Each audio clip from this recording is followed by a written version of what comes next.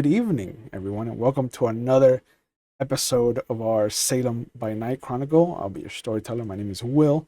And last we left off with the Camarilla group. It is currently June 8th in the game, 1984. They drove by the last call to see that it had become an active crime scene. They saw that the police were fishing a police cruiser out of the river that was missing its driver's side door. Excuse me. They also noticed a Connor's cleaning van parked outside the alley they were trying to go grab a footprint from, where the crime scene had been sufficiently cleaned up and re-established for commercial use. They took down the license plate of Connor's cleaning van, and as they were about to go following the van, Melvin wanted to call his police contact about Detective Holtzman and the cleaners and the whole situation at the last call. When Albert mentioned going back to Melvin's Haven to pick up his research, they started driving in that direction, but then they noticed that they were being followed. They saw at a red light, after they created an incident, that the van drove by with the words First Church of the Baptismal Waters out of Norfolk, Virginia, and that the chapter house was Kappa. They followed that van to their own diner, where they saw an off-white Cadillac in the parking lot. They ended up doubling back and parking down the street. Melvin, using his obfuscation powers, kind of snuck around to investigate the van, while Connie and Albert made their way around the rear of the diner. They met Billy for the first time, who was one of the nicest people I think they've met. Melvin noticed that one of the people in the van kind of reminded him of his own daughter. He heard them kind of ominously praying, something similar to Our Father, but instead of Amen, they would end their prayers with In His Name. Valerie came back to the back office, where they chatted for a little bit with Connie and Albert about the patrons that had come in this evening, and how one of them had mentioned that they were also from Louisiana, just like Thomas Reginald Hyde, even though she never gave up that information. And then Melvin saw the group kind of making their way into the diner once Albert made his way out onto a table and demanded that they come in after him if they wanted him.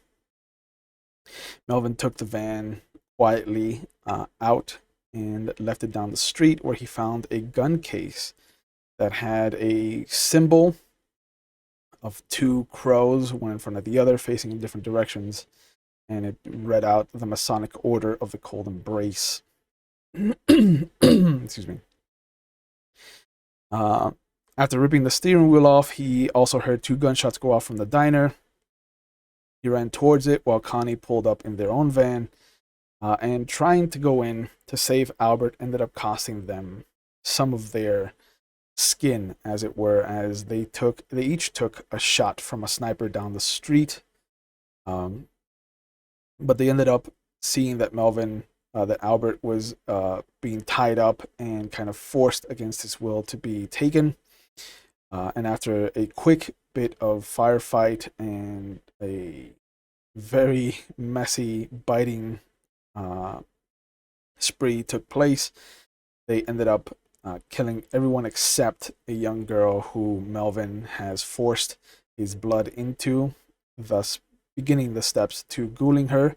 They found out her name is Bianca Mason, that they were after Albert because he holds the key to something greater than they're let on to know by the head of their church.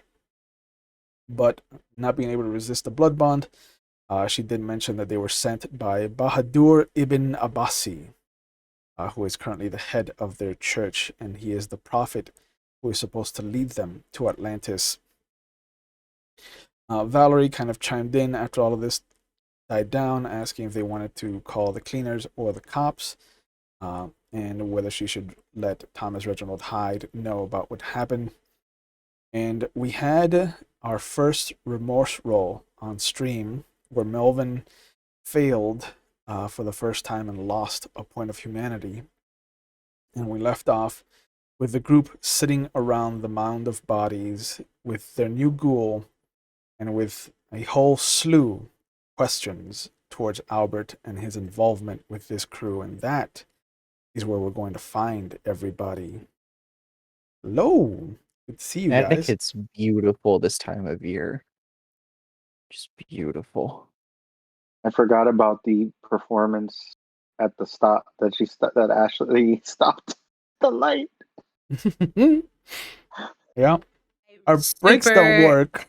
Yeah, they do. The brakes don't work. The brakes don't work. Just kidding. Bye. Hey, It was so good. it was Hey. it was one of my finest hours Yeah. in this game. Hey, Will, I'd like Yes. to heal a little if possible. Mhm. So it is a rouse check to heal because you are blood potency 1. You will heal 2 superficial points of damage for every rouse check you make. You said you rolled an 8. I have to roll twice. If you wanna rouse again to heal more, yes. Otherwise, it's only. But I'd heal 2. 2 on one rouse check. You heal 2 with every rouse check. Okay. So yeah, I got an 8. You are at hunger 3, so you might wanna slow down. feed before you try again. Is Yeah, what I think would I'm gonna say. do that.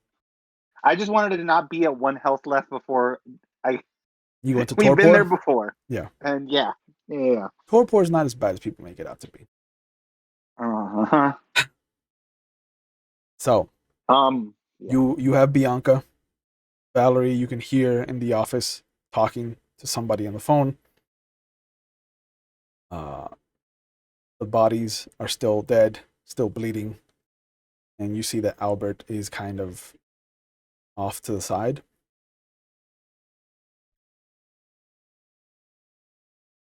I'm gonna ask Bianca because I know we left off. I had been talking to her already.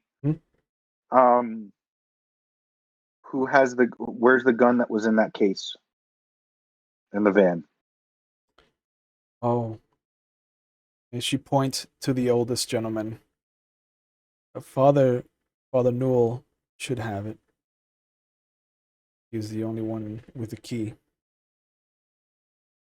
All right, I walk over to his body, and I'm gonna try to look for it. Okay. As you start rifling through the bodies, you notice that Albert starts to rifle through the bodies, almost like picking up on your cue. I look over at him, and I'm like, I don't know if we need your help right now. Don't worry about it. And I look over to Connie. And I just kind of make a face to her. Connie doesn't return the face and just says, I'm going to go to the office and see if I can take care of the security footage.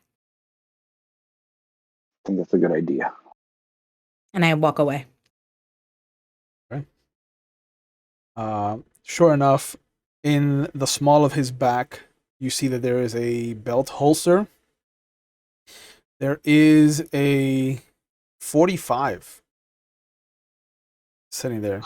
It is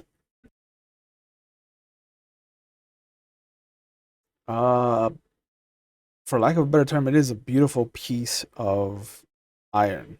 To quote the Old West, there is a pearl inlaid handle. There are traces of silver along the bottom of it.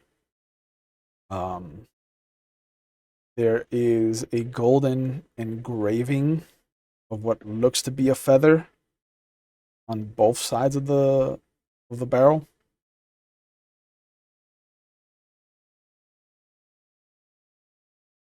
I'm gonna try to take the holster and take the gun. Okay. Easy enough to take the belt off of this guy. And I'll check for any additional ammunition or anything he may have. Yeah, in one of his pockets, he does have the extra clip. All right, I'll take that too. And can I put on the belt? Does it fit me? It's a little big, but yeah, you can force a hole into it. Okay. So I'll put that on and put it. I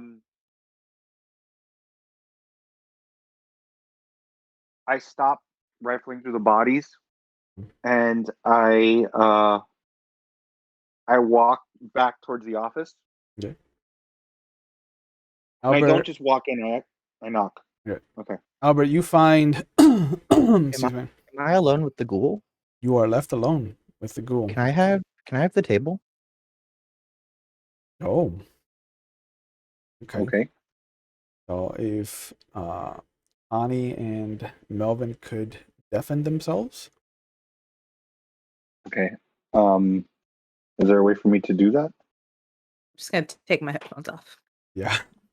Okay. I'll just turn the volume down on my iPad. Okay.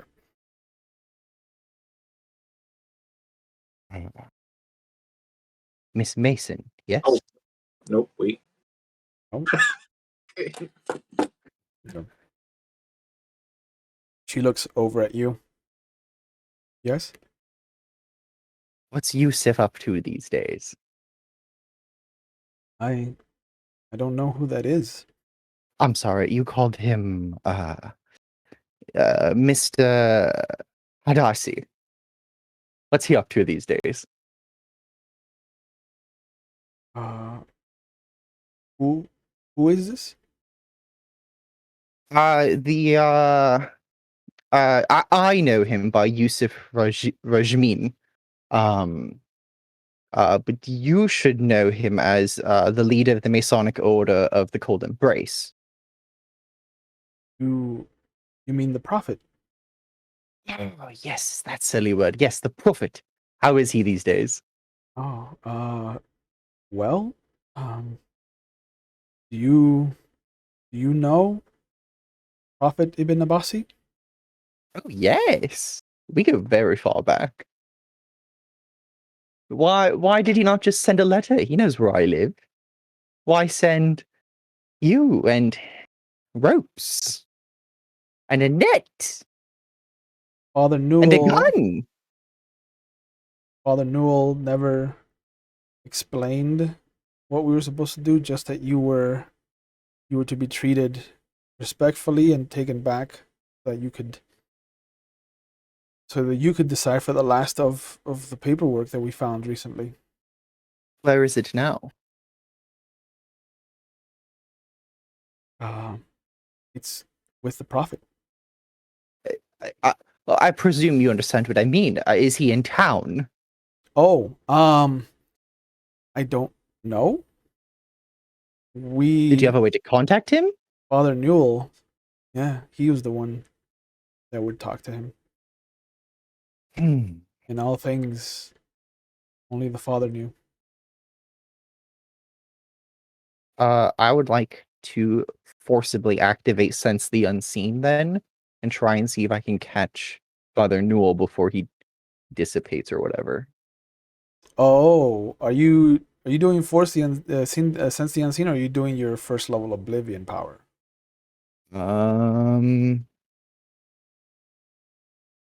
My first level Oblivion is Shadow Cloak, so Sense the Unseen, my aspects. Okay. Touche.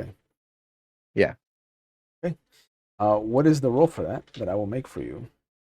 I want to say it's wits and aspects. Yeah. Okay.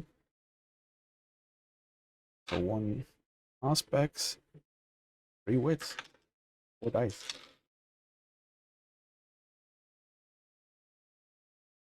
Okay. You look around.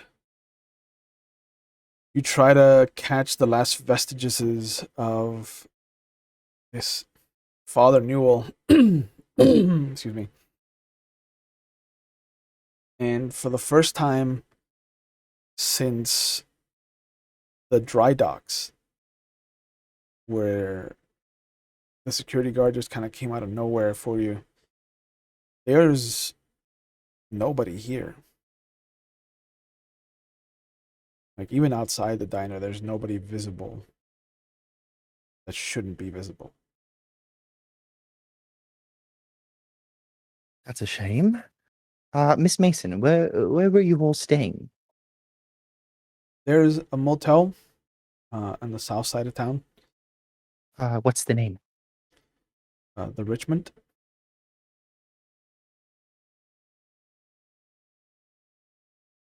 It's a And room numbers? nice place. I was in room 12. I was sharing it with Miss Monroe, and she kind of points, and then she starts to cry as she remembers that Darling, she is please, dead. please. Please, please, please. Honey, just look into my eyes, please. She does. Manipulation and dominate. What are you using? Mesmerize. Ooh, that's gonna require a rouse roll. Yes, it is. You are a brave man. So it's just my hunger, right? It's just one die. 5. 5, so your hunger goes up by 1. That's fine by me.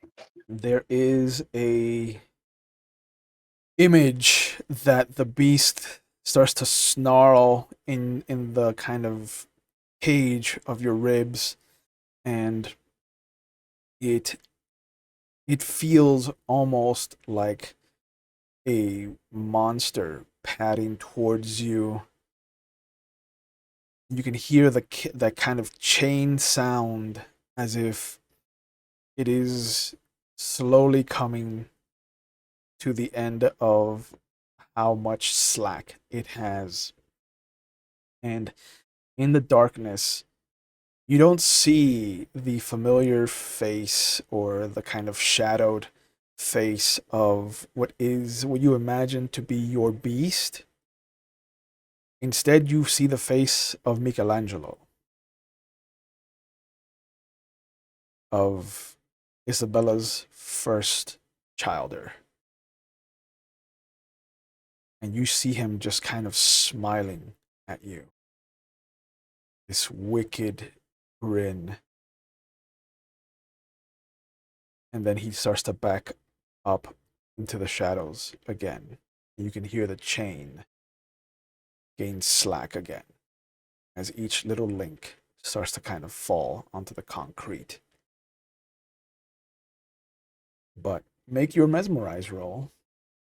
It is 6 and 3 on my hunger dice, and then 2020. Okay. So you get a critical. Was one of the 10s on your hunger dice? No. Okay. It's not a messy critical. All right. So how would you like to mesmerize her? Miss Mason, please tell me everything you know. She nods absentmindedly for a moment. And then I was brought in to the church when I was 16.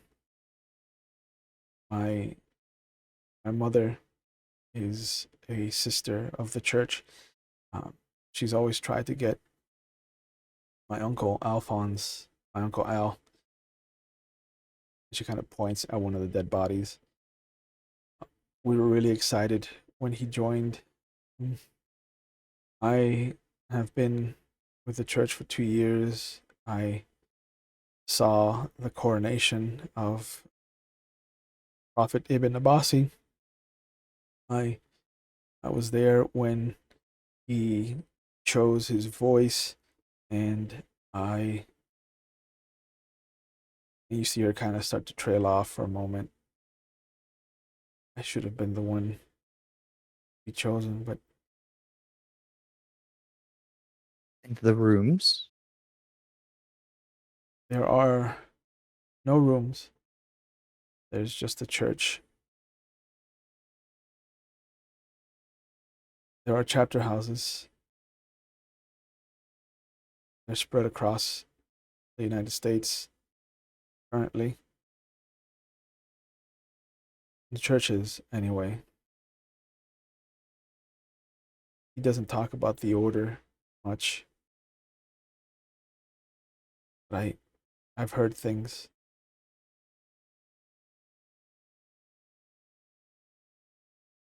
And what about this endeavor to take to the Richmond Hotel? Where was See Father her, Newell staying? you see her look up at you. She's like, "I'm sorry. I seem to have lost myself in thoughts. What were you saying? Something about Father Newell? Yes, what room was he staying in? Oh, he was in room 9. Room 9. Okay. Why don't you walk with me? Let's go get you. Do you want to go back to your hotel? We can get you what you need. She kind of looks in the direction of where Melvin went. I should wait for him. Oh no, don't worry about him. He's a very good friend of mine. You can trust me. Besides, you wanted to get me anyway. She fails her willpower roll. She's like, okay, sure. Wonderful. I don't recall Connie saying she took the keys out of the ignition of the van. Correct. So I'm just gonna take her to the van and drive off. Okay. Let's get everybody back then. If you could put that in the chat for them. Yeah. Oh, or you can do that. Yeah. Yeah, it works. Hello, hi. Hi. So, Welcome back. What did we miss? so as Nothing. you two are talking, This guy just shows up again and bogarts all the time. Bogart's all of it, bro. I was gone for 2.5 episodes. So you see that Valerie is talking to somebody, and as you walk in, she changes her tone of voice, and she's like, "Yeah, so we'll need some cleaners to come out here, Mr. Hyde, whenever you get a chance. The folks here said that they would be happy to incur whatever debt that would take a look at." And then she kind of looks over at Connie. I'm hold on, sir. And she puts the phone to her chest. He says that the cleaning crew can be out here in half an hour. Is that all right with the rest of you? Well, Connie would be there first. Yeah. Before me. That's why she's talking to Connie. Okay. I mean, if they can't come any sooner than that, half an hour sounds okay. All right, I'll let him know that works. Anything else that I can do? Well, it's been a long day. Once you're done, just pack up and go. It's Yes, ma'am. no, wait. Well, what? Yep. And No. Yeah, no, she it's fine. Yeah, she go. finishes the conversation, and then she writes something down. She hangs up the phone. She hands you the piece of paper that she wrote the note on. It just says, Randall will need access to wherever the bodies are. And then it says, meeting to discuss payment. And it says June 12th, midnight. June 12th, midnight. Yeah. The Regent's Lounge.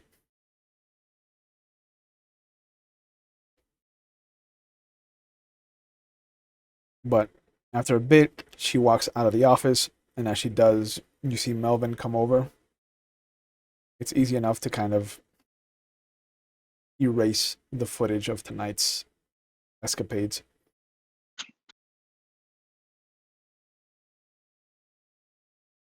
I Alright. yeah, I knock on the door. It's just Connie. Yeah, I just kind of knock because I mean I can tell something's off, so I don't want to just like barge, you know. Mhm. And I lock the door behind me. Okay. And I reach into my trench coat and I pull out the file and I throw it in front of her. I go, that was in the van. The tab on the file folder reads Professor Albert Frost.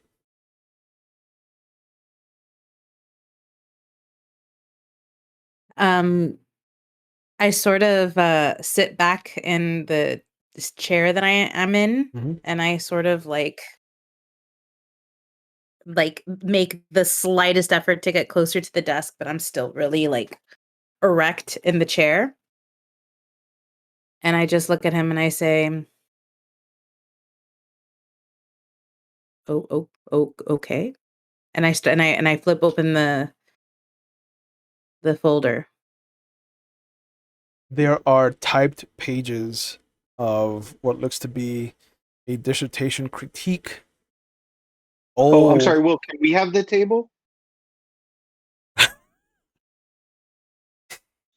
What, you and me and him? He is. You and me have the table because Yeah. he doesn't know what's in the file. Yeah. Oh yeah. He wants Bye. to know secrets. Bye. Yeah. Yeah. He has deafened himself. Uh, Who so can play this game, sir? yeah. So you open up the file folder and you see that there are dissertation critiques. The paper is yellowed. The typeface is old. It looks like this was done on a typewriter, like an old typewriter.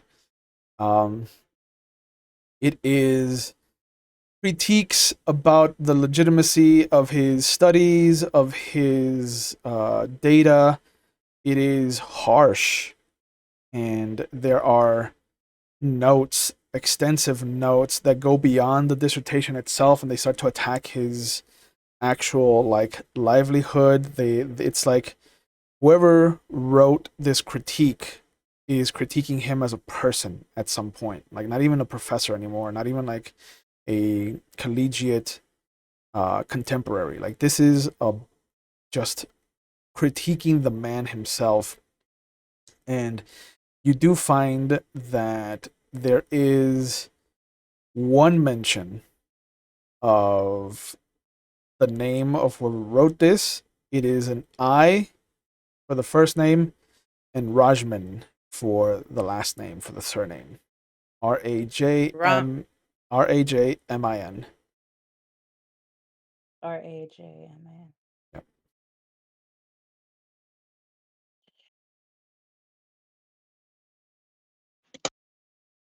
And I know that you said that there was a sticky note that said vampire. Yep. So Yep. is there anything attached to that? Like proof of The that or were things that, may have led him to that assumption? there are the more you go down the rabbit hole that this file folder is, the more you start to see more modern paper that isn't yellowed, that hasn't become sepia. You see a more modern kind of typeface. It is much more linear in how it's being typed, and there is little references to where Albert Frost has popped up over the years. And it's almost like a collection of somebody who's been following Albert Frost's career. And one of the last pages is mentions his daughter having followed in his footsteps, how she's also delusional, how she might be a prime candidate to join the order, and then just questions about what might be in Salem, Oregon to have brought Albert Frost this way, and what connections it might have to Atlantis, Alexandria, Carthage, and the Middle Kingdom.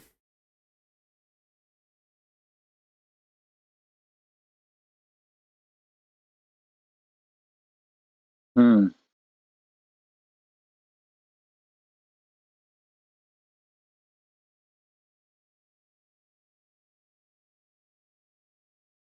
I'm really mad at the guy, but somehow reading all of this, I almost feel a little bad for him. But how did these people even get this folder? And after reading it, why would they think that he was the most like expert in this field? It looks like he wasn't even very well respected. Well, But I guess he's the closest, huh? There is a copy of his dissertation there. Like the critiques are intermingled with his dissertation, so you could read all about what he was believing, what he had researched to try and find Atlantis. Can I scan it without having to read the whole thing? I mean, we could read the whole thing, but I mean, a dissertation is usually like 25 pages, No, it's right? usually longer if Yeah. it's a Or longer. PhD. Yeah, So yeah. we I wouldn't be can able to find the read all of that. pages. Yeah. And The dissertation itself looks to be maybe about almost 90 pages. The critique itself is intermingled in there, and it's not every page, but it's every other page, every third page. There's like a note page, a different colored page rather, a different aged page that kind of sticks out. There are more modern attachments. The closer you, the farther down you get towards the end of the file. And it looks like a few people have actually been looking at the file folder because there's different penmanship from notes. There's doodles in the what's it called? Oh my god, I'm blanking on the word. The border of the pages. the The margin? margins. Thank you. There's some doodles, and some of them in one pen color. There's doodles in a different pen color. It looks like people have kind of almost been forced to read this. Probably the board of the dissertation board. I feel like this. I can't believe I'm saying this, but then again, I didn't believe in vampires 60 years ago or 50 years ago. Maybe there's some truth to this. I mean, there's an entire order that looks like have based a lot of their lives around him.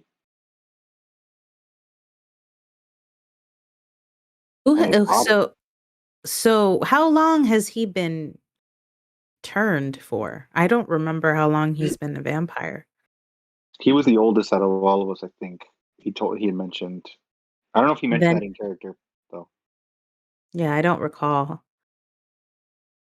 Well, But never, yeah. from me being in the 30s, if I look at that paper, does it look like it predates that? No, it looks like the paper that you would have seen. Like it's some of the paper quality is a little bit nicer than what you would have used in the police department, but it's on par. And the typeface. So I can guesstimate that it's around the time frame of mine. Yeah, of like the 30s. Easily. Okay, so this looks like the type of paper, not as fancy, that I used to deal with on the force. So I'm guessing this has been going on since the 30s, 40s. So are the people of the order immortal, or have they just been passing on this surveillance responsibility to the youngest member? Because he has whereabouts and notes here listed from the moment that I'm assuming since he became a vampire. I mean, I would say yes and no. It could be, the world we live in. There's all kinds of nothing's really impossible. We're an example of that. Well, I but think I still think that he's not telling us everything. And you're right, I do feel bad, but I also kind of want to wring his neck. Do you want to should we share what we found with him? How are we going to get any more information out of him without telling him that we have this information? I was a police officer. I have my ways. Interrogation time. And I go and I look at you and I go, well, let me ask first. Did I notice a shift in Connie's demeanor with me after I did what I did? Give me a wits and awareness roll. Okay. And Connie, would there have been change in your demeanor given what he did? Yeah.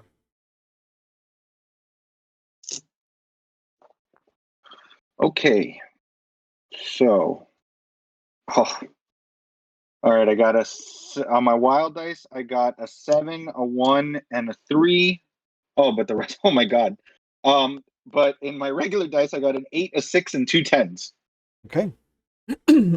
Excuse me. Having grown up in a house full of women, given that you had a daughter, you could easily have told that Connie shifted in how she handles herself around you because of what you've done. Okay. More important to me, are you okay? About what? I mean, Why wouldn't I be okay? We just kind of went through a lot, and it seems like something's different.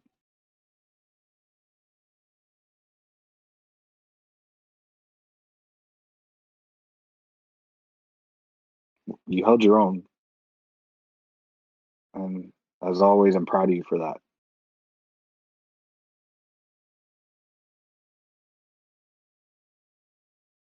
What I'll say is I'm going to need a little bit of I'm going to be like this for a little bit.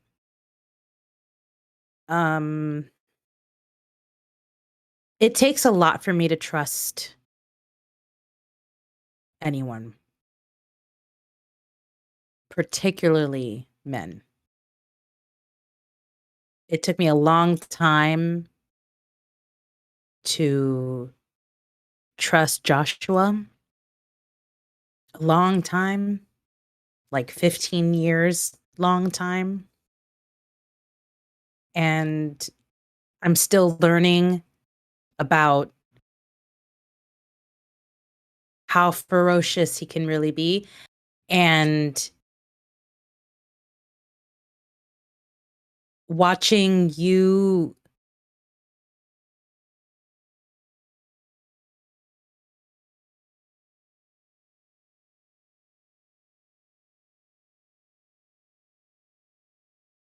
I'm just gonna need a little bit of time.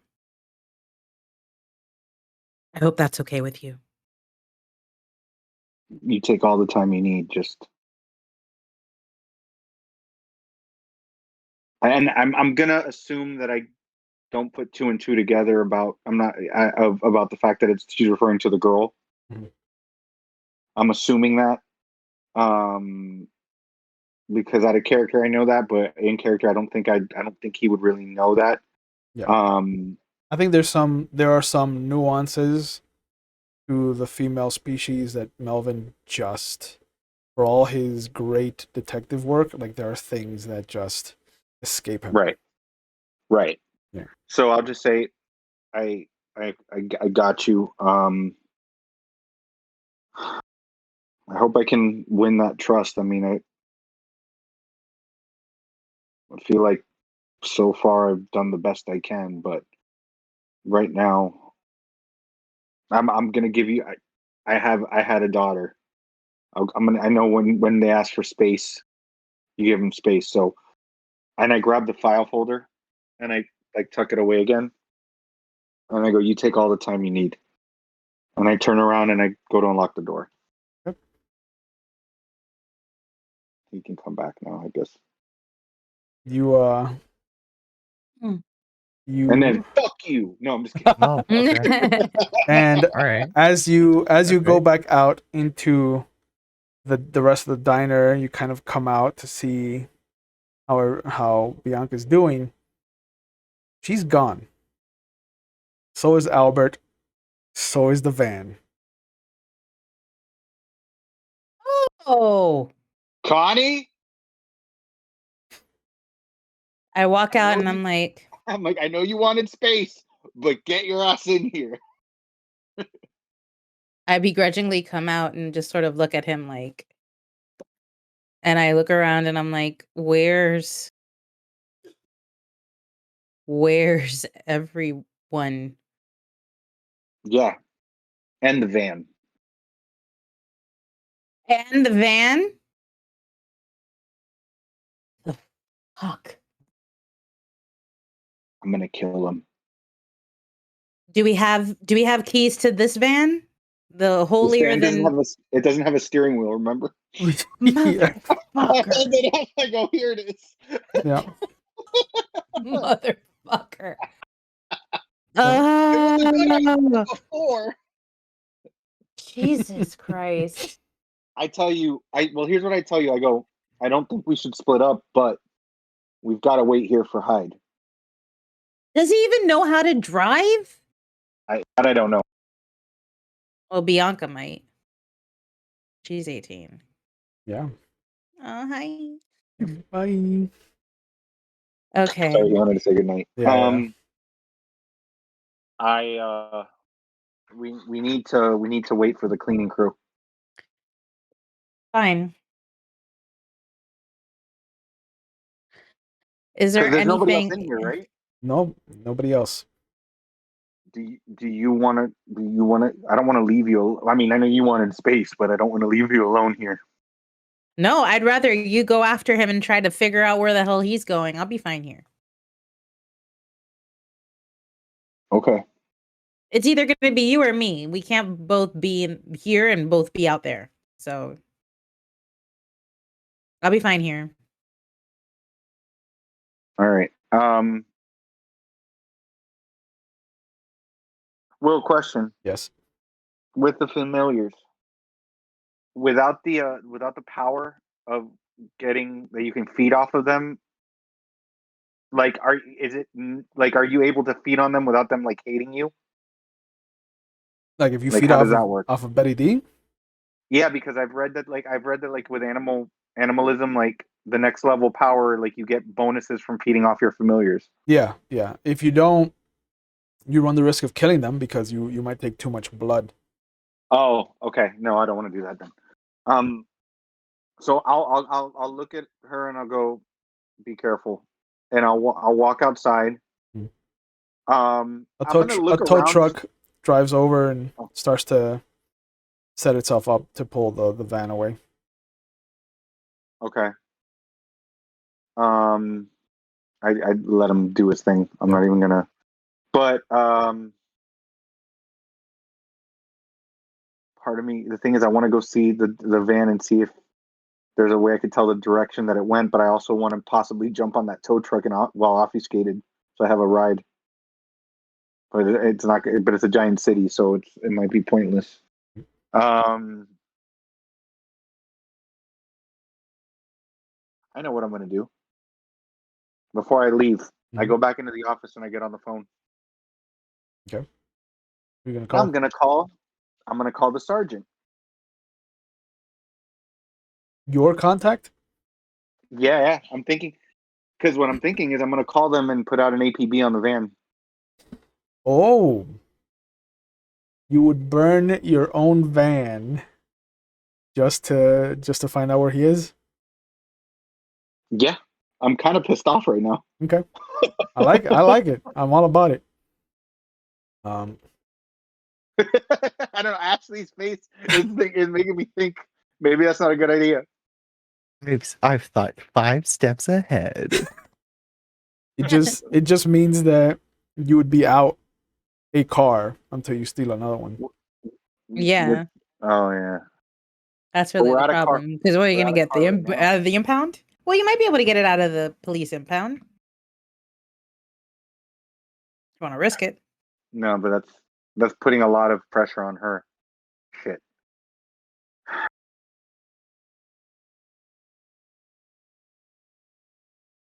Okay. Okay. I am going.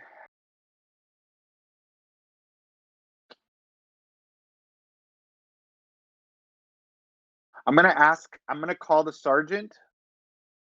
Well, because I was gonna ask for information on Bianca Mason, Hmm. but I'll wait on that. Yeah. I'm gonna go out to where the van was parked. Okay.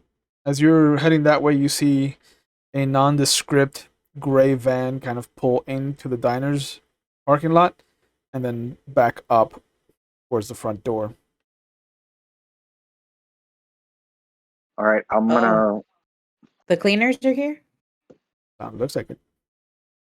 Damn, I wanted to drink from the corpse. I mean, you got time. They still haven't gotten in there. Yeah. I'm looking. That's true. Well, while I'm walking, are there any furry friends around that I might be able to? In the back alley, You know. there's a few rats you could have eaten off of. They won't I'll see do you that. in the back. That's true. I kind of want to do that first because I'm in bad shape right now. Yeah.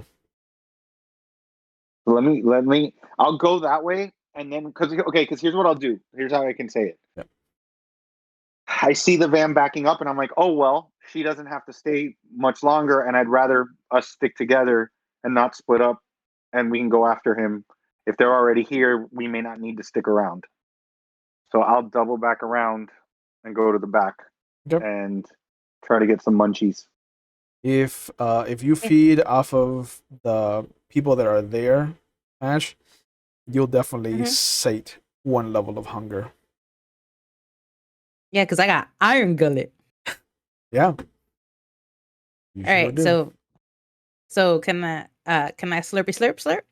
Sure. What hunger are you at? I'm at 1, so I might as well just be full. I Oh, want my belly to be no, full. you gotta kill a human to drop below 1. So what happens if I drink from this? Nothing? No. Then You forget it. I don't want some rancid ass shit. are at the lowest a hunger can be at Fine. without murder involved. Fine. But Melvin, you go around to the back. You see small group of rats gathered around some of the food that Billy threw out. And if you catch all of them, you can sate 1 level of hunger. All right. Yeah, and I'll have Betty D help me out. We'll hunt like a pack. Yeah, not a problem. In a nondescript level of town, so I don't give anything away, we see the van. Do we need to mute ourselves? No. You want us to mute ourselves? No. Oh, I think you're fine. The van pulls up. She hands you back the keys because I would assume that you did let her drive. Absolutely. And she points. She's like, "That's where I was staying." All right. And then she pats her. And she's like, "Oh no, Miss Monroe had the key." Oh, that's all right. I can get us inside.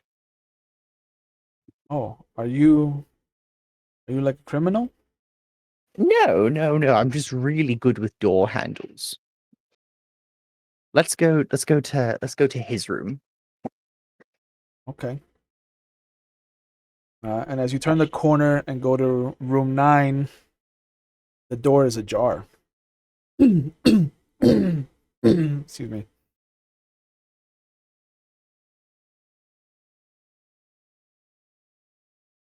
Pull out my second gun. Okay.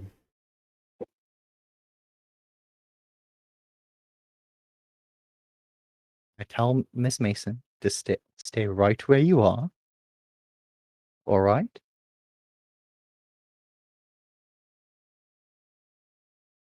And then I just walk inside.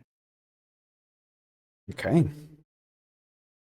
You open the door, and sitting across from the door in one of the love seats, you see the same face that you saw earlier. It's not in shadow, though. There is a reading lamp that's turned on next to him, and he just closes the book that he's reading, and he smiles up at you. Alberto, so good to see you again. How did you beat me here? I've been here the whole night, Alberto. The whole night? Yes, the whole night. One moment. Miss Mason, can you come in here, please? She walks in, she sees him, and she immediately drops down to one knee, and you see her kind of bow her head. Michelangelo? Brother Benoli, an honor. Michelangelo, do you know Miss Mason? He nods with that same kind of smile.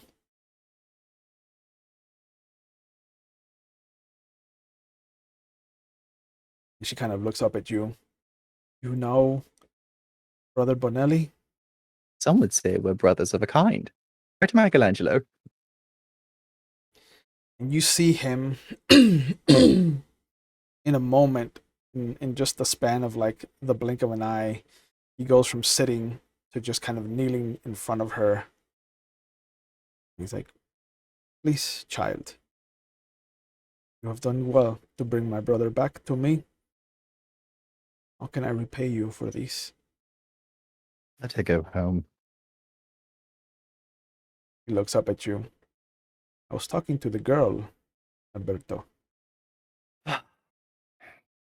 Fine. Is Let me go look at your book. this what you want? Go home, Miss Mason, sister. And you hear her kind of shiver, and she nods. I need to go see if it's that okay. If that's okay, though, the nice man. And you see him stand up and look at you, Albert.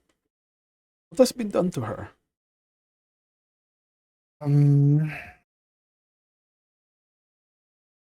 Did you feel it?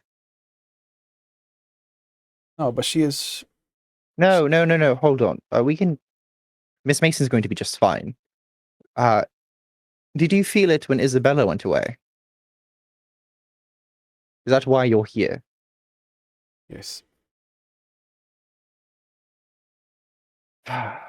Miss Mason, the very nice man, a very good friend of mine, mind you, will be perfectly fine, probably happier if you went home.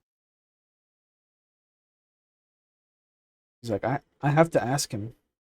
And he kind of looks down. He's like, oh, one of you bonded her. Saved her life. More like it. You see, he kind of helps her up to her feet. That's what you would call it, Alberto? Saving her life. Not the first time, sadly. This one wasn't me, though. No. I don't think that you have it in you to make one. I do. Still Sadly. So squeamish. Miss Mason, could you please excuse my brother and I? We have a very long conversation to have, and I have not spoken to family in a very long time. And you see that she nods, and as she's about to turn and leave, he grabs her arm, pulls her into him, and you see him just bite her neck. And you just see him start to just I feed. grab him. I grab him by the eyes and pull him off of her, and I would like to use my potence, if possible, to do that. Oh, Big boy pants. yep. So which potence do you have? Um, Oh, you have 2 levels of potence. I have prowess, if that would do it. Okay. So yes. Go ahead and make your rouse check. So that'd be 2. Okay, so your Right. hunger. No, it's 1 die. Okay, just 1 die. Always just 1 die. Oh, that fell on the floor. 7. Okay, so you managed to turn on prowess without getting hungrier. So Okay. let's have you make a strength and athletics check. And you get to add your 2 dots of potence to this. So it's 4 dice total. Yes. Okay.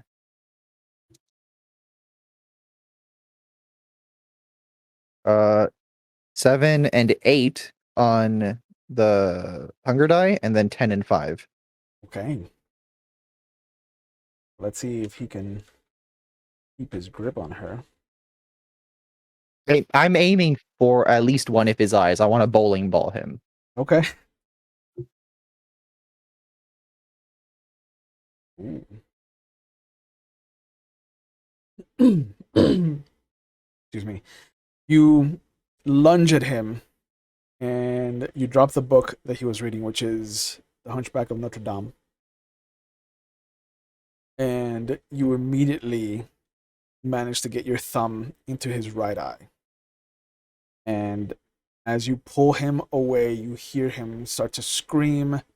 She is confused, and now she kind of feels the blood coming out of her wound, and she starts to kind of hyperventilate, and you can feel that she's about to scream.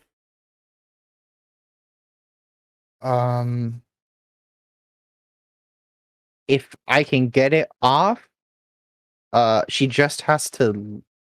If I can grab her eyes fast enough, I'm just gonna compel her to be quiet. Just quiet. Ooh. Compel is the first level power, right? Yes, so there's no rouse. There's no rouse check. It's a free thing, and she's mortal, so there's no roll involved. But yeah, you see her eyes start to dart around, trying to find some solace, some place that she could kind of find something normal for once. And as she locks eyes with you, you take advantage of that situation. You tell her to be quiet, and she just clams up. Walk over, lick her wound, and lay her on the bed. As you give her the command to be quiet, you feel one of your arms and your neck start to constrict, and you can see that the shadows have warped themselves around you. This is one of the most vulgar effects that you can do with Oblivion, and you know that you are not yet there at that level, but you recognize the arms of Ahriman. One away. I'm one sleep away. And he just pulls you down onto the bed with them. Berto, you have gotten fierce in the decade that I have yet to see you. You like it, don't you? I thought you would. I don't like it. No?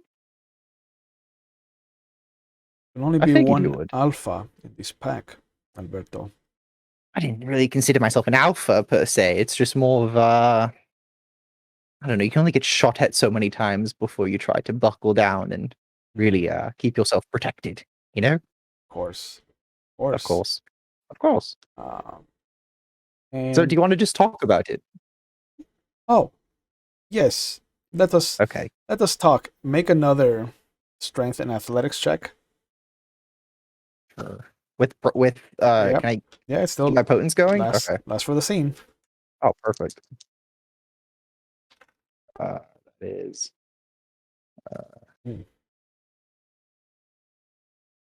5-4 on hunger dice.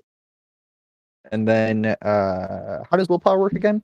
You can take a superficial point of willpower damage or reroll up to 3 non-hunger dice. Okay. I do that. Oh. So you'd be re-rolling 1. Well, 2. Yeah, but one of them was an 8, so I'm keeping it. Oh. Yeah, so 4-5 on the hunger dice, and then 1 and 8. Okay. On my one other success. Dice. Yeah.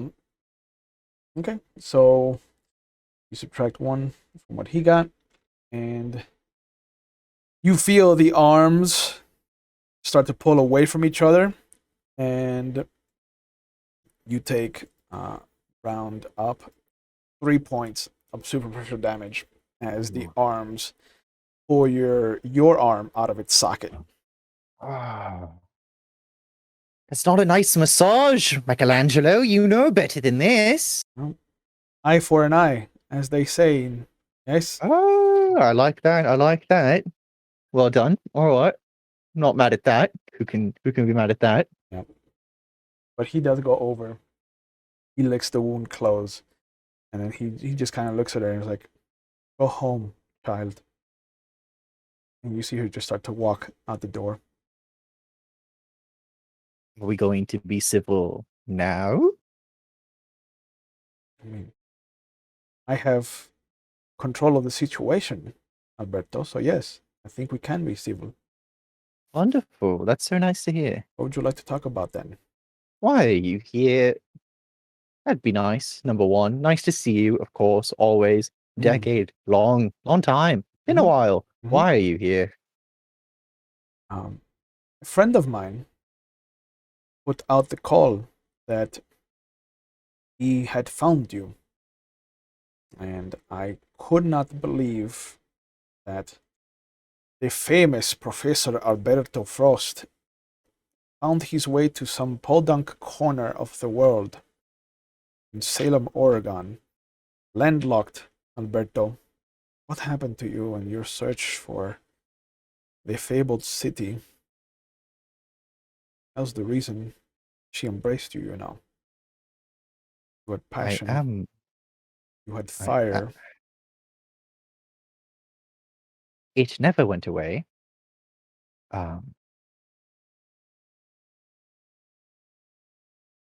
She brought me back here for some personal matters.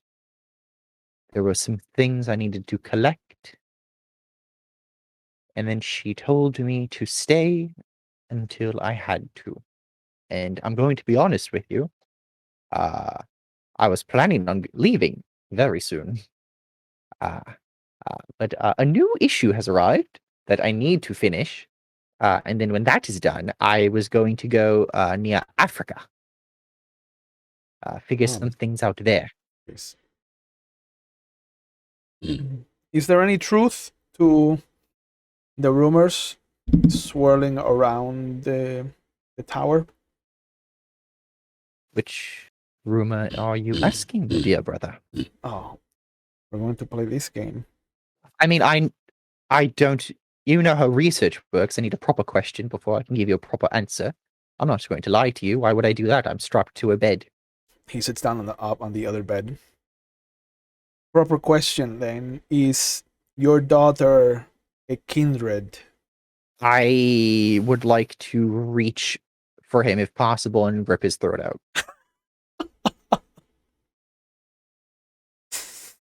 You would be making a strength and athletics against his arms.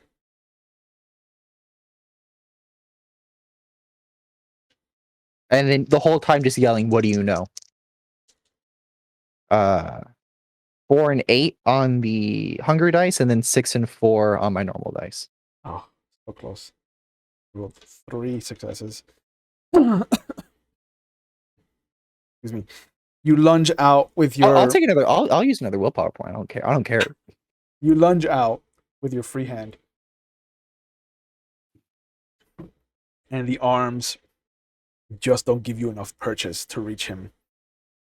And you see he just kind of smiles at you, and he rolls away onto the other side of the bed, and he's just like, Alberto, what don't I know that the tower has hidden from you?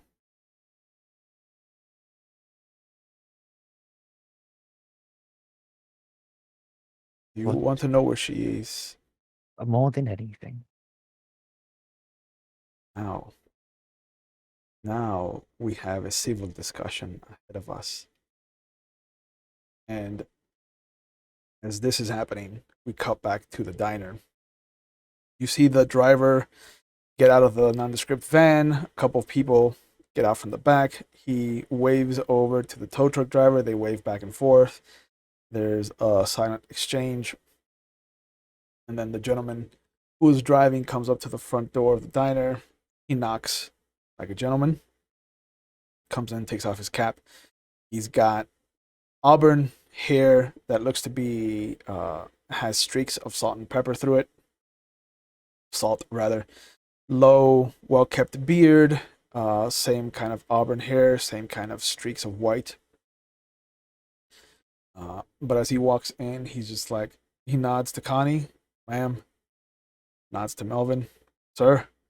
My name's Randall. We work with Mr. Hyde. We're here to clean up mess. Thank you for coming. Should we step outside or? I think that'd be best. This is gonna take about an hour and a half at least. Do we need Okay. to stay around here, or If you just want us to close up after ourselves, we have a key that was entrusted to us by Mr. Hyde. So we can do that if you have other pressing issues. yeah, I think that definitely would be best. Yeah. Yeah, I look at Connie and I'm like, yeah, I saw the van, so I double backed. Oh, okay. I was peckish, Got and it. I start walking out, and I say, "Thank you, Randall." Of course. My pleasure. Y'all have a good night. And you see him put his two fingers in his mouth, he whistles, and the three other guys that are with him come in. They just start to squirt solution. You can smell the heavy scent of bleach, even though it's been diluted, and you see them just starting to get to work. I stop. I go back to the door and I just go, Randall. Any chance you may have seen a van? Not the one that your truck driver's taken. Did you happen to see a van? And I described to him what the van looks like. Maybe you passed it on the way over here. Yeah. It must have been just before the bridge. I want to say.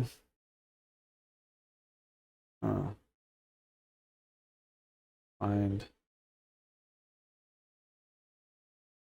I want to say it was around the curve that Front Street takes, as it's becoming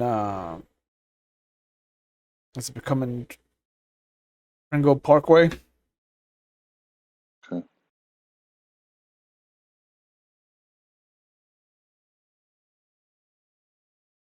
I mean, it's right on that curve is where I saw it. But it looks like it was heading south. Okay.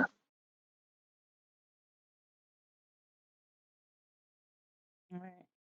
So, as we walk out, I relay that over to Connie. I'm like, about how far do I know how much of a walk that's going to be? Oh yeah, that's on the other side of the river. You'd have to go to the Willamette and then cross it. That's gonna be a good hour's walk. Should we get a cab? Do you have money? We should have a cash register. We own this true. restaurant. That's true. That's true. We go back in real quick. We go, don't mind us. Get some money. Okay. American money, not lira. All right. How much are you pulling? $100 just to have. Yeah, I think that's. Are you okay? Somebody outside It's your just apartment? that my unrelated to the game. So this window looks out to a big bush, and on the other side of the bush is another community, and they've been shooting off fireworks for like 3 days.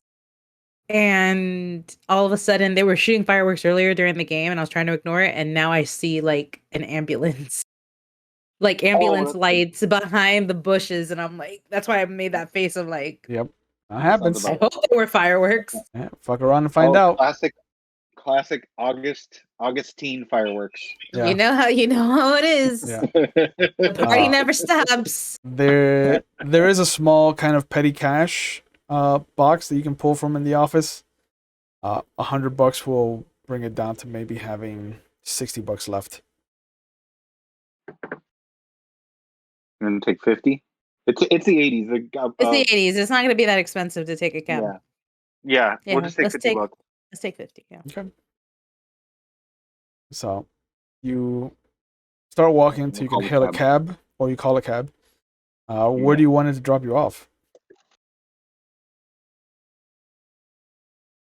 Why don't we drive south with the cab and see if we get lucky and see the van? Is there a location that we know of in that direction that we can tell them to kind of head there? Actually, you know what? We'll tell them we want to get. Is that okay? So, will that area on Front Street, is that just a road, or are there actual like businesses there? Are there actual buildings there? It's a busy street. It's a busy street. Like it leads you. It leads you towards historic downtown. Okay. But it also goes further south. Why don't we have it drop us off there, and then maybe we can find somebody around there that's seen it, and we can kind of do old school detective work. Sure. I mean, what other option do we have? So yeah, we'll tell it to take us to the Front Street. Was it Pringle Parkway? You said. Yeah. That's when it starts to become 99 East. So you could take that. Okay. Take it all the way south. We'll have it take us over there. We'll have it take us over there, and then. Because that's how you got to the airport.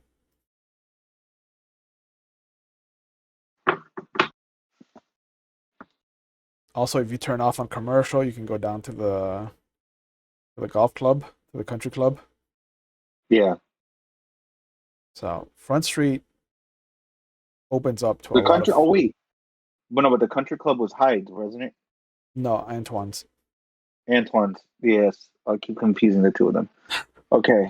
I don't know why Antoine's not racist. You're right. You're 100% right. You're 100. He's a traitor, but he's not racist. Oh, you don't know that. Oh, I do know that. I saw it. Yeah, you do. I done seen it. I done seen it twice.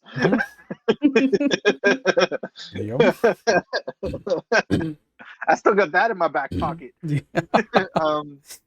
Yep.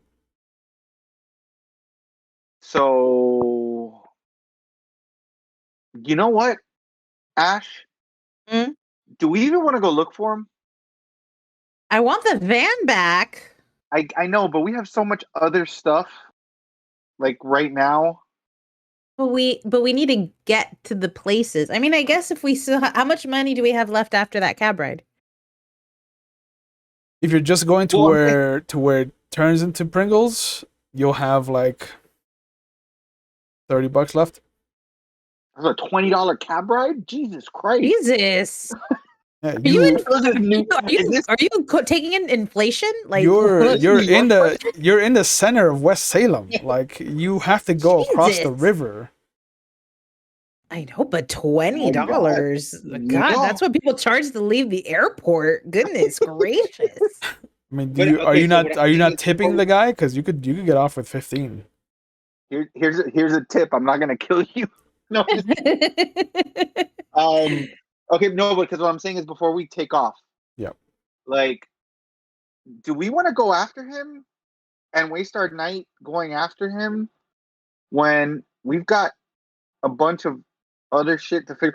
Does the folder have any information about the order or any reference to locations or anything like that in the city? Not at all. No. Okay. Well, here's Um, what we can do. Assuming he didn't already do this, we should ride back to your place, get his research. and blackmail him. Got it. Good idea.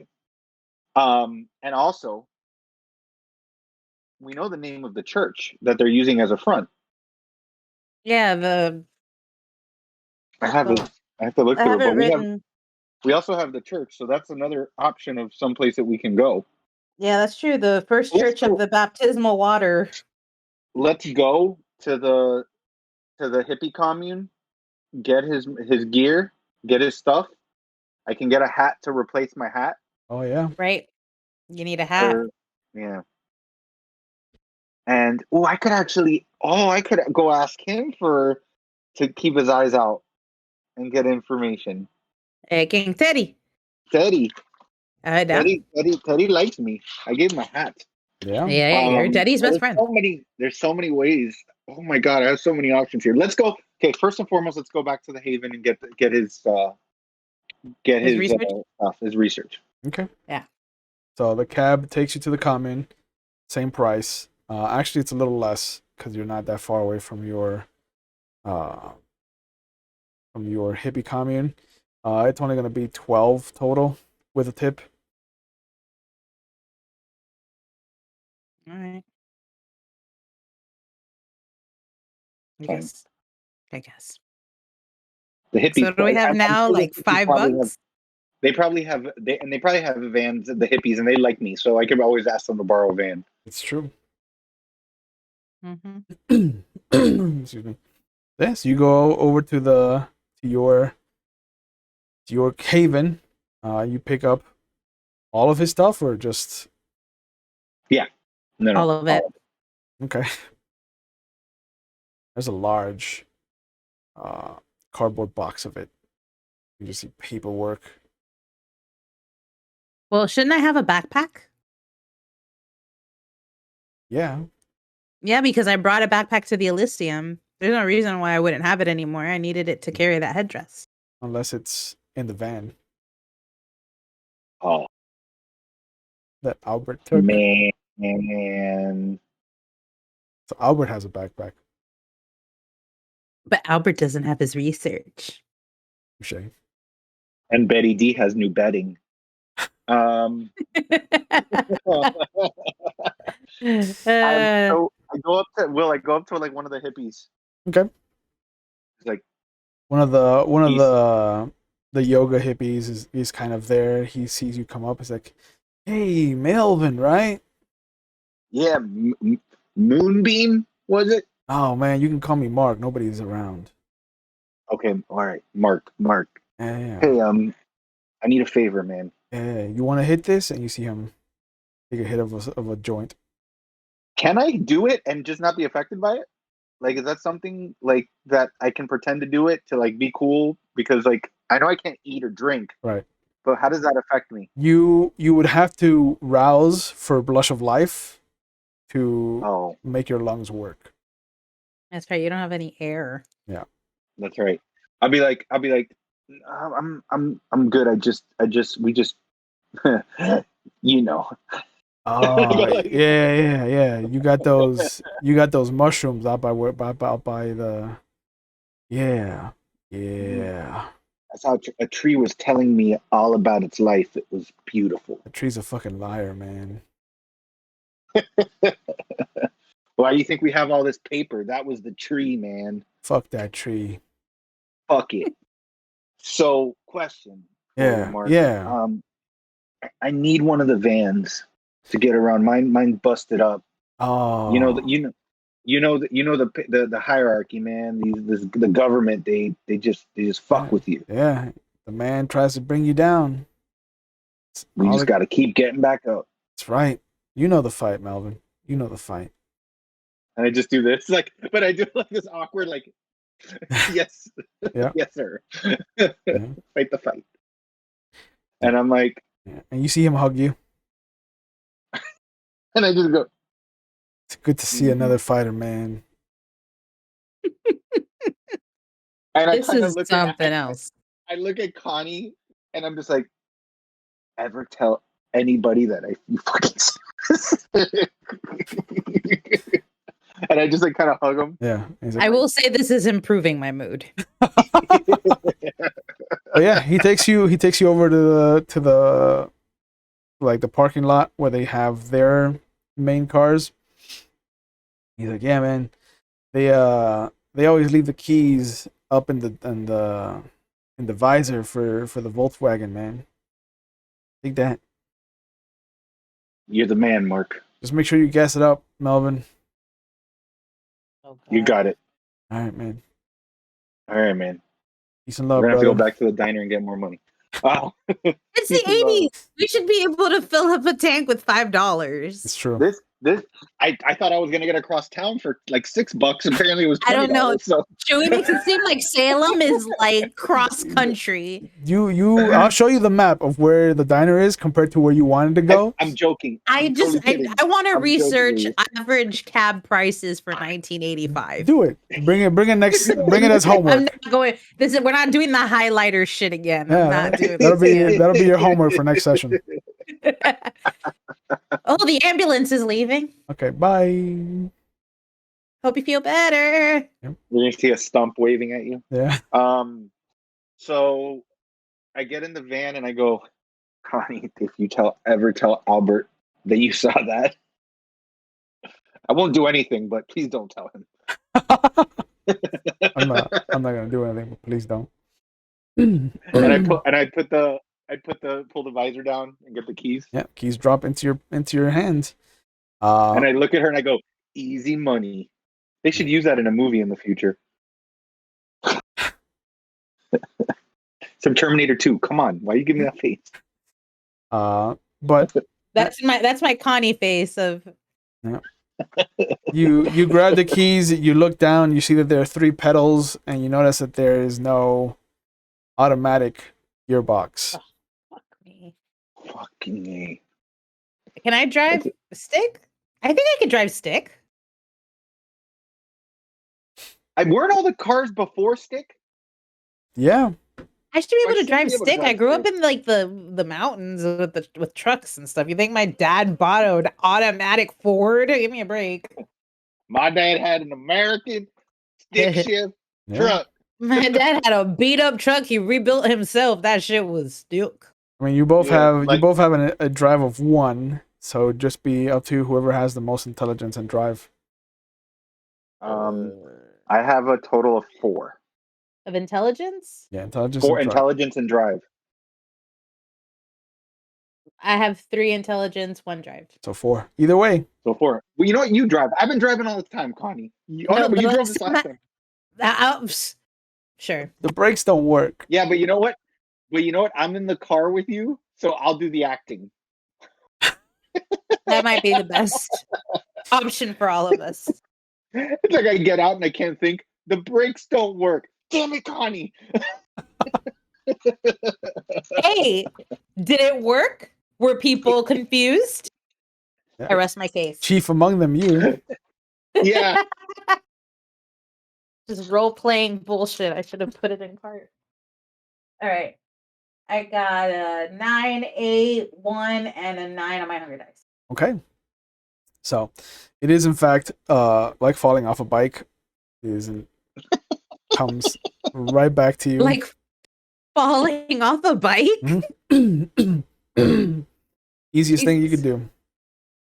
And the second that you kind of start to feel your way around the pedals, muscle memory starts to kick in and you just kind of drive off. There's a little bit of a sputter at first as you're trying to find the sweet spot to get into the gears. But yeah, you just hear that kind of shaky engine that the Volkswagen buses used to have. You drive off. Where you head? Are we looking for the baptismal? Wait, what's the gas like? What's the gas situation in this van? It is halfway. Okay. Okay. I think we're okay right now, right? Do you want to go to the church or try to find? If we don't know where it is, I'll make a call. I can make a call before we leave and get the address, or look at the yellow pages, which I'm sure I have 5,000 of in my haven, and see if it's there. You do have a bunch of yellow pages. Excuse me. So I'll grab one. I'll grab one before we leave, and I'll just sit in the car and start. Since I'm not driving this time, I can look. Yeah. And I'll start reading the dissertation also after I find the address out loud, so that Connie can also see it. Great. Yeah. Which now Brandon knows I have his dissertation, but it doesn't matter because he doesn't know. He doesn't know. Smooth. You start looking through the yellow pages, and there is no church named for the baptismal waters. Do I remember the tag? I mean, it's the first church with the baptismal waters. No, the tag on the car, on the van. We do have the tag. You do have the tag, yes. Okay. We do. But you also know So that that's the van that's currently being towed. Right. But what I want to do is run the plate and see what address it comes to.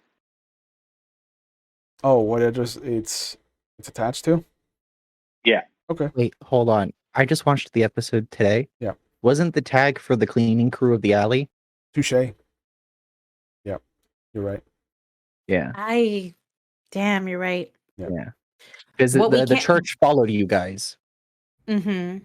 Yeah. All I know is that it's the baptismal waters of Norfolk, Virginia. Yep. Chapter Okay. House Kappa. So, okay. Shoot. Okay.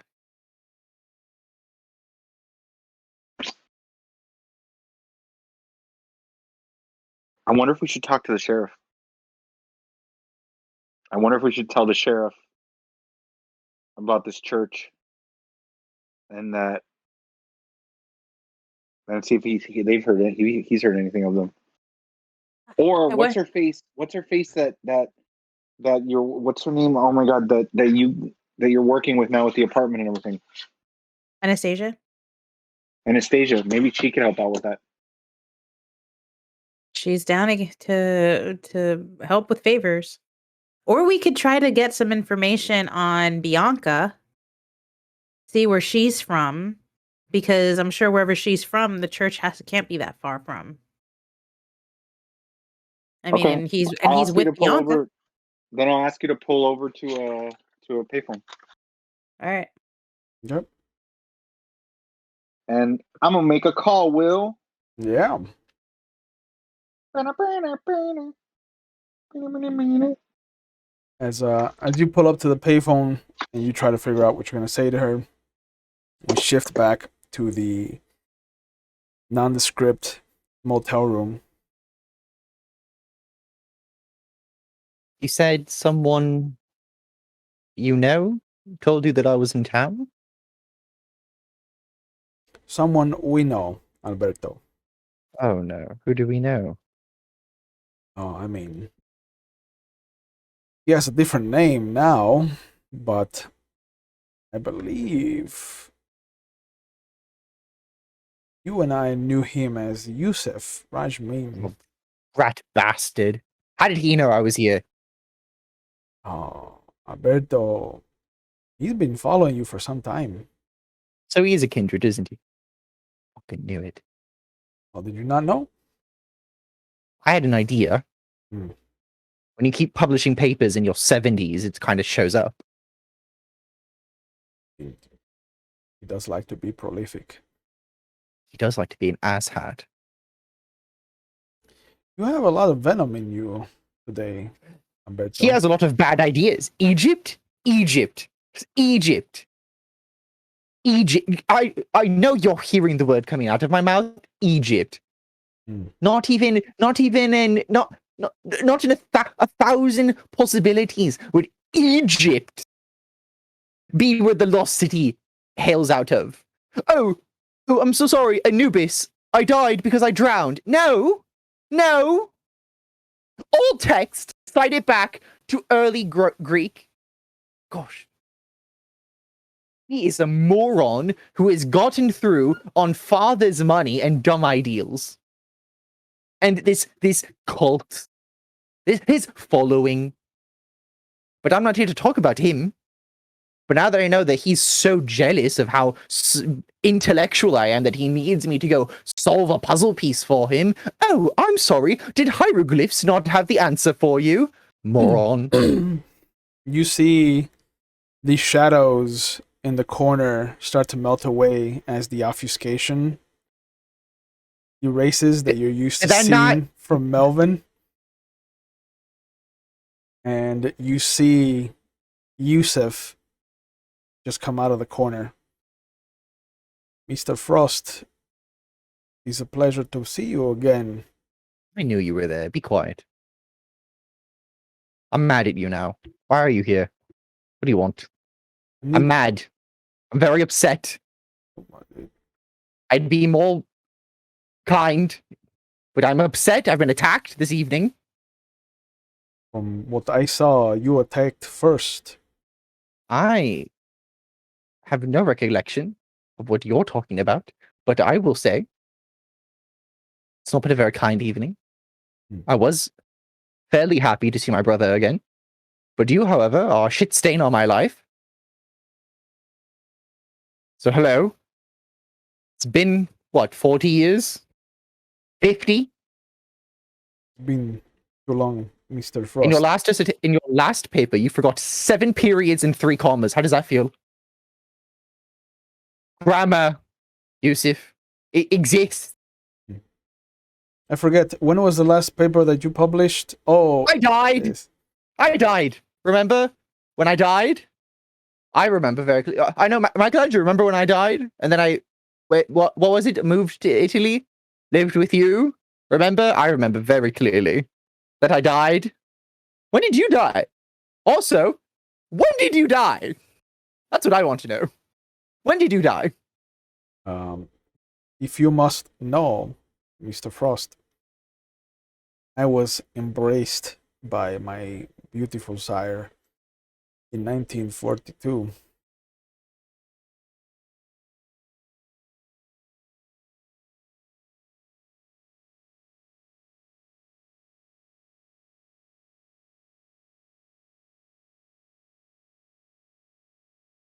Did this on purpose. I was embraced in 43. 42? Yes. Cool. Lucky enough to have left before the ravages of World War II got too obscene in my neck of the woods. But you wouldn't know anything about that since you left Britain like a coward.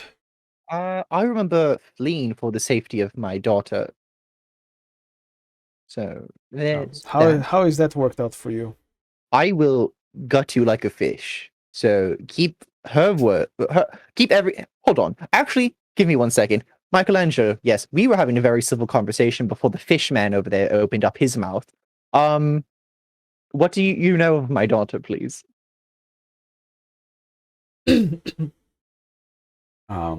Because I, for one, care for my brother, Yusuf. Respectfully, I do hate you. Yeah, and Michelangelo kind of looks over at you. I know, Alberto, that there are some unsavory elements in this city. There are a couple who want to topple the tower.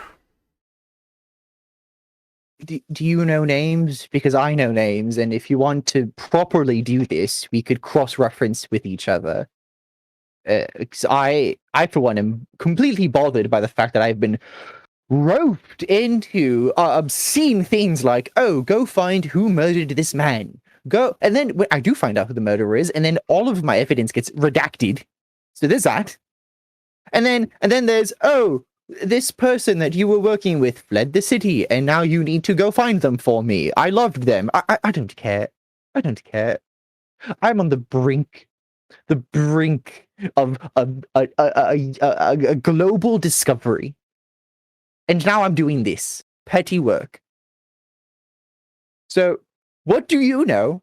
I'll tell you what I know, and we can work together, fix these problems, and then I can get back to doing what I do best, which is locating the lost city of Atlantis, the Grecian one. And you see Yusef just smile. You have never found Atlantis, Mr. Frost.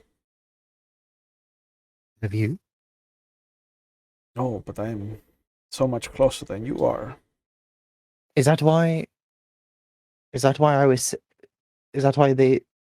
Is that why you sent someone to go fetch me so I could fit the last puzzle piece? I recall. Is that Your is that- your brilliance has always been second nature to mine. Second fiddle, I think is the proper word. I thought that perhaps if I brought you on board, seeing as how we're both afflicted by the same disease, this would be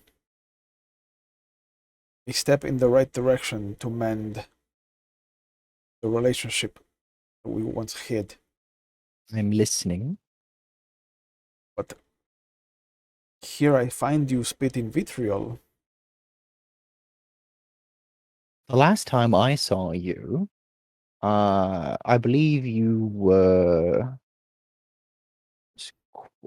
a little not sober, and were telling me that everything that I had written down was blasphemous and wrong, and that my findings on Carthage were also wrong. So I think it's a little okay for me to hold on to that, and then, somewhat find out that some of the things that I've said have ended up in papers written 30 years later. It's just a little upsetting. Slightly upsetting. I think this, Michelangelo, do you think that the anger that is unreasonable? He, Yusef steps up to the foot of the bed and he's just like, at least one of us had to make Hannah happy. Sorry, it couldn't be you.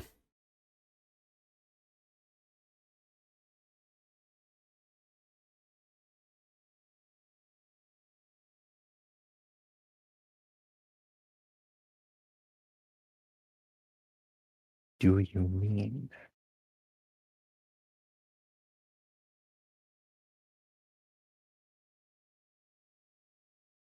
I have extended an invitation, Mr. Frost. I hope you will do what's best for you and your friends and accept my generosity.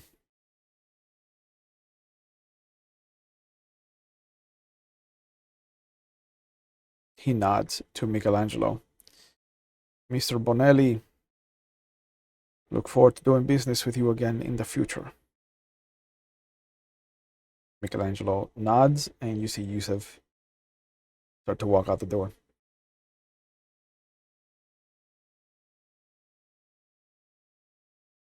Empty all the rounds of the gun in his back. Okay.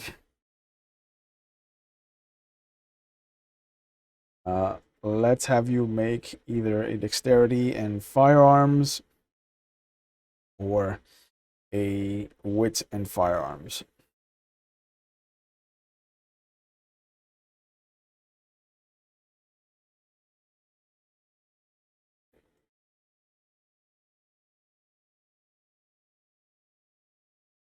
Nine on the hunger die, 2 on the hunger die, and then a 3.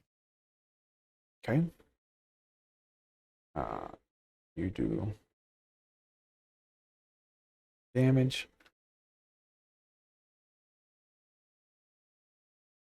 He gets hungrier. You see Some of the bullets just fly wild, hit the door frame, hit the door itself. Some of them actually find purchase. But you hear the hard kind of skin underneath him. And he turns around, and you see that his eyes are yellow and slitted almost like a serpent. And he just kind of smiles at you. You're going to need to do better than that, Mr. Frost. Does Michelangelo have the documents that I'm going to need before we continue? No. No, he doesn't. And how do you suspect me to help you? I want you to come groveling to help me. He does know how to reach me, though. I'll see you soon, Mr. Frost. And you see him blow a kiss to you. He walks out the door.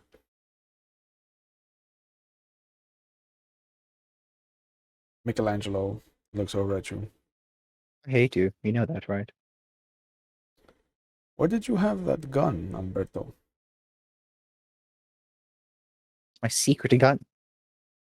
I was advised to have a secret gun. Who told you this? My friend? Well, it's not the ones that I was with earlier, it's someone else. I frequent a bar in my spare time. You go to a bar? In my free time. Why? Conversation with the owner's nice. In a bar? She's a very good friend of mine. It's not in the paperwork. Good. I like to keep you guessing. Are you going to stick with me then, or are you just going to disappear and I won't see you for a decade and then I have to go grovel at this bastard's feet? Oh no, I have an art show opening next week, Umberto. Can I stay with you for a week? Can you behave yourself? How many? I emptied the clip. I have no more bullets, so probably yes. Give me the gun. I would actually rather not to, because my last gun was taken from me. But I have no more bullets. I'm not in the mood to lie anymore. I got it out of my system when I shot him. Give me the gun, Alberto. Please keep my gun, Michelangelo. No. Not if Fine. you want to stay with me. Take my gun, it's fine. He starts to pat you down in case you have any other weapons. You have any other secret weapons, Rambo? There is a stake in my coat pocket. Okay, takes but that. I would have liked that. Are we done? And you feel the arms of Airman start to loosen, and then there's a quick jerk as they pop the shoulder back into place. Thank you. Now we are done. Come, I rented a very nice convertible. I don't think I've ever been in a convertible. He takes you outside, and there is a Mercedes-Benz convertible, cherry red. He opens the passenger seat for you. Thank you. Goes over, turns the engine over, and starts to drive into the center of town. The other two, at the payphone, you hear the familiar voice. Sheriff's office, how can I help you? Hey, what is Ann? Is that who I recognize in the thing? No, it's one of the secretaries. I'm like, hey, I'm looking to speak to Sheriff or Sergeant Morris. Who can I say is calling? Tell her it's her favorite night owl. All right, seems a little odd, but all right. Hold on, please. You hear the music of the waiting, and then you hear the insert music here. Yeah, the phone pick up. Dad? Yeah. I thought we weren't really doing that. Okay. But yeah, hey, Alright, well, there's only one person that uses the Night Owl moniker, yeah, so I just yeah. wanted to make sure. How you doing, sweetheart? I'm okay. You And I'm actually, I don't know how close Connie parks, but I'm not like hiding my conversation with her, from her. Yep. So I'm just like, hey, how you doing, sweetheart? Got a murder case that I'm working on, but it is what it is, right? Anything to do with that bar? The last call? No. It's more my neck of the woods. Mm. Well, I hate bothering you because I know you work so hard, but I need a favor. Hey, what do you need? A friend of mine's gone missing, and I've got some bare bones information, and I'm trying to see if maybe with your talents that you inherited, you could maybe locate for me. Sure. All right. What do you got for me? So the last known associate that my friends was with was somebody by the name of Bianca Mason. Okay. She looks like she might have been mixed up with a bad crowd. It might be some kind of a cult. Okay. You got a city of origin I can start I don't, unfortunately. Norfolk. Oh, that's right, because of the thing. Oh, you say yeah. So yeah, no. Oh, that's right, Norfolk, the Church of Norfolk. Yeah, Norfolk, Virginia looks like this kooky church came out of. Did you go to Virginia? No, I don't like leaving this place. Okay. I just wanted to make sure you weren't Um, gallivanting around the U.S. I would send you postcards. You know that. I would hope so. Also, I have the association she would have been with is the First Church of the Baptismal Waters out of Norfolk, Virginia. Okay. Chapter House Kappa. Chapter house. That's what the van said on the side. I didn't think churches had chapter houses. That's why I don't think it's a church, sweetheart. That's why I don't throw the term cult out lightly. There might be an associate of I didn't get a first name, but I got a father Noy, and that as somebody maybe associated with that. And then I also got a weird name, so this might pop something up for you. Okay. They were saying that who I think the person who I might think would be leading this thing is Ibn Abbasi Bahadur is the name that I got. Oh, you're gonna need to spell that for me then. Oh Lord Jesus, I'm gonna spell it the way that I spell it out, but Yeah. but let's just go with that. Yeah. She So whistles. She's like, "That's a hell of a name." I know. But I'm kind of my friend and I are kind of in the dark here trying to find our other member of our little uh party squad, whatever you want to call it. And I know, like I said, I know you have some capabilities. Maybe you can help us narrow down. Salem's a big city. Yeah. Yeah. I'll put this through the ringer. See what I get back. All right. I'll see if we can meet up soon so we can have a little face to face. All right. Yeah. Where do you want me to call you when I get some info? I'll tell you what. I'll follow up with you you think it'd follow up with you in about a day? See if I can find out anything. You find out anything? All right. Sounds fair. All right. I love you. Be safe out there. Like you see me look around and I'm like, I love you. I hangs up. And I hang up the phone and I go, and I just like kind of look at Connie and I'm like, yeah. So they're gonna try to see if they can find something. Excuse me. Then I just get in the van. Do you have a girlfriend, police dispatcher?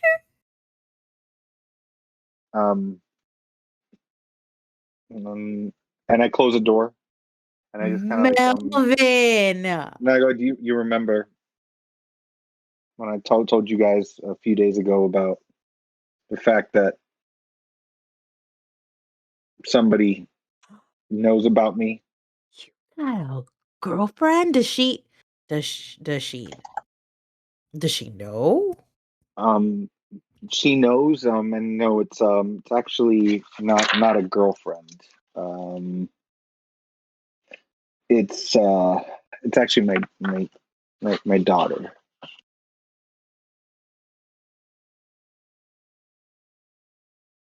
Your daughter works for the police? She's a sergeant, actually. I'm really proud of her.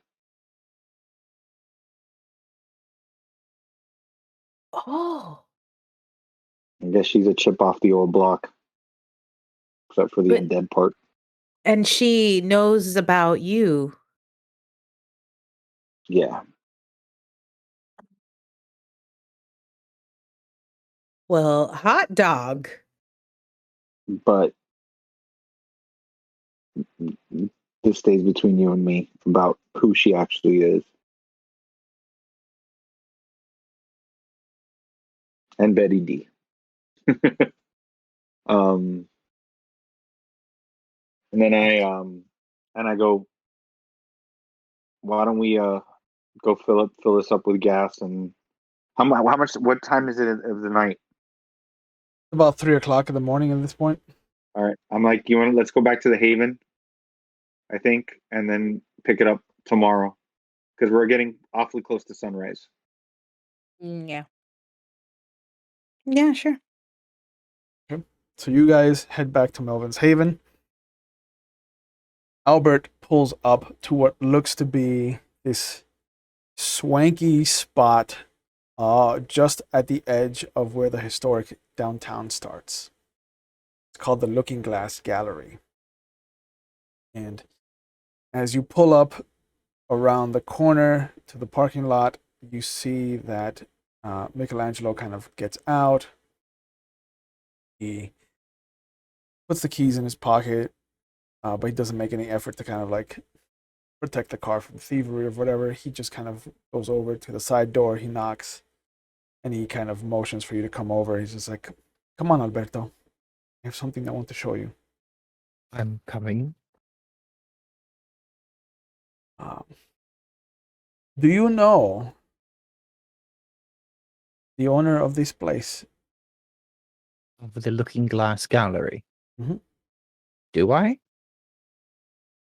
You do not. No, I do not have the privilege, or the pleasure.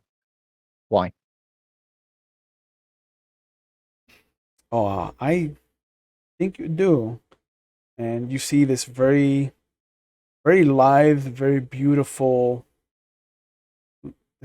kind of blonde woman with these very soft, almost like a sea after a storm, kind of blue eyes, blue-green eyes. And he bows respectfully to her. Mademoiselle de Fleur, this is my kinsman. This is Professor Alberto Frost. Alberto, this is Genevieve de Fleur. And she kind of nods respectfully. And Monsieur Frost, we have been expecting you. Please, he's very excited to see you. Mr. Fleur, Mademoiselle, it is entirely my pleasure. She lets you in.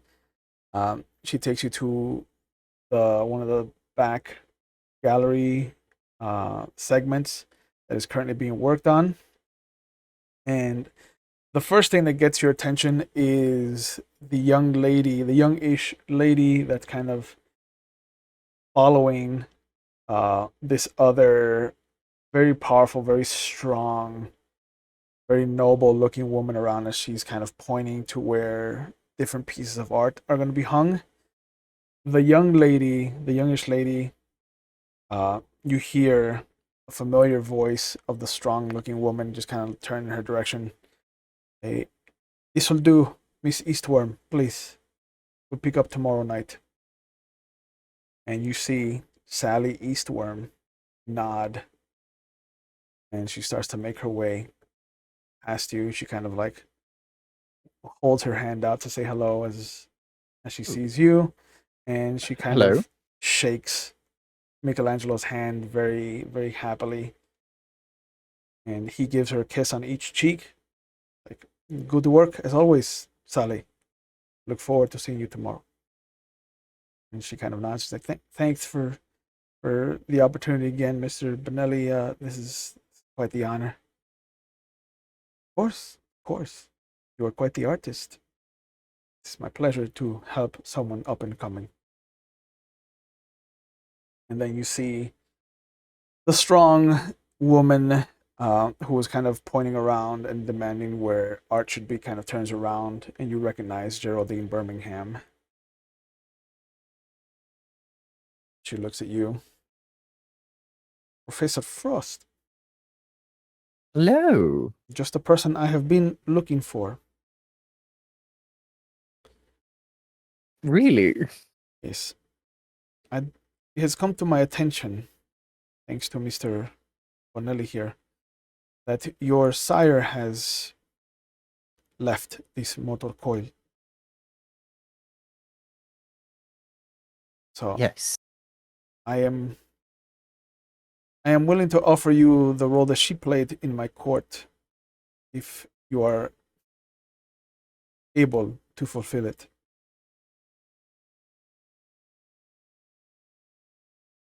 I'm listening. She was our speaker of the dead. Is this a role that you can fulfill in her absence? It is an ability I possess, albeit not my strongest at the moment, but it is one that I am working towards. Is not the answer I was hoping for. I apologize.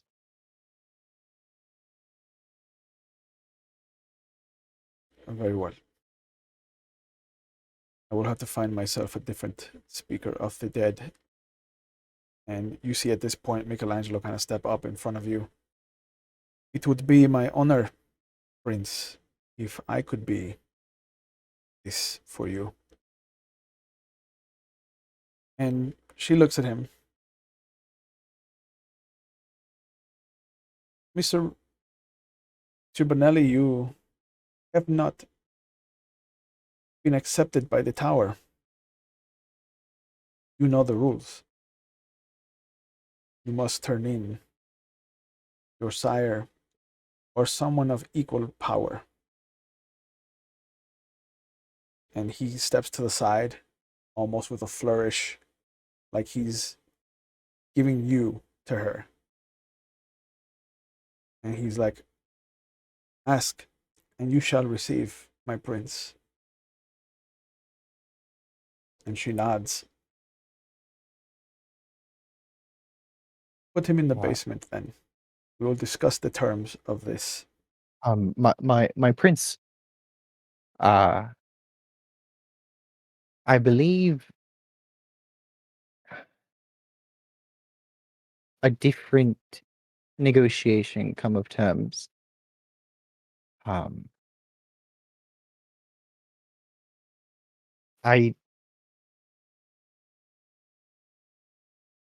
do I put this?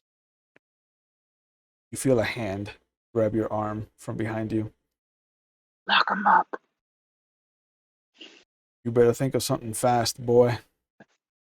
Sheriff? And the sheriff starts to drag you towards. Hello, Sheriff Green. Pleasure to see you this evening as well. Yep.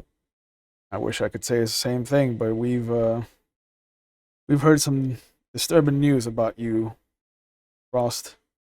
Me? As he takes you to the door that leads down to the basement, you see Michelangelo with the same gesture just kind of blow a kiss in your direction. And this is where we'll pick up the episode next time. I want to thank everybody for joining us tonight, as always. Please continue to keep your distance, continue to wear your masks.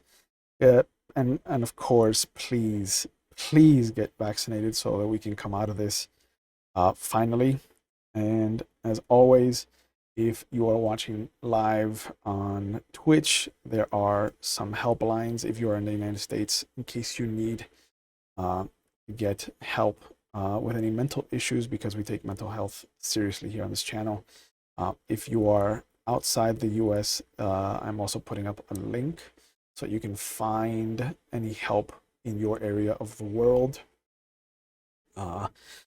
because things have been rough, you know.